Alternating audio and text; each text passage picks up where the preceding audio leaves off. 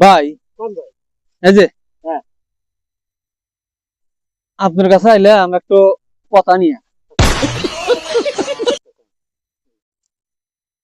বাজারে গেছিলাম, হুম। বর্তমান যে অবস্থায় বেগুন 100 টাকা কেজি। হ্যাঁ, বাগান বাগান দেখি। এই বেগুন খাত কার? বেগুন খেতে হয়ে যাবে। আপনি কি কামলা দিছেন? আমি কামলা দিছি। পরে জ্বালা নিয়ে যাই। কামলার দাম কত? কামলার দাম দেয় 300 টাকা। 300 টাকা? আমি যদি আপনাকে একটু কথা কাজ করে করবেন, এই কোন শুনি আগে। সালা বস্তা তো ইনি আছে। হ্যাঁ, চালা চালা নিয়ে গেছে।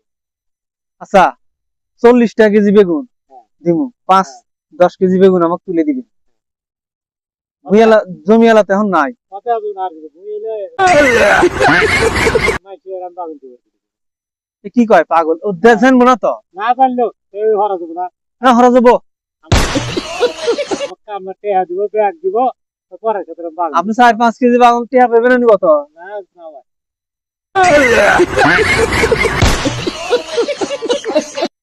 এই যে ওঠেন। না, এই 4-5 কেজি বাগুন তুলে দেন। বের ভাই ওই ওই কথা কই ওই রেজাউল আসুক আগে। না আর দেব না। আর তার আগে এই যে বস্তার উপরে তো ঘাস দিয়া, হ্যাঁ, তোমার ঘাস গরুর জন্য ঘাস নিচ্ছি। আর দেব না জান আপনি। না হেই, ভাই এই যে কথা কই জান। এ কি রে?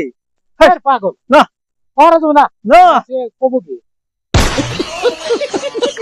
এটা তো কথা হইছে। এ কি মানুষ না? পাগল।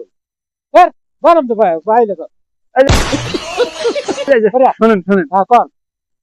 আপনাকে একটা ভিডিও বানাইলাম। হ্যাঁ সারা বাংলাদেশের মানুষকে জানাতে চাই হ্যাঁ যে খেটে খাওয়া কৃষক মানুষ হ্যাঁ। দিন 300 টাকা করে ইনকাম করে, সারাদিন কাজ করে, অথচ অবৈধ টাকার প্রতি তাদের লোভ লালসা।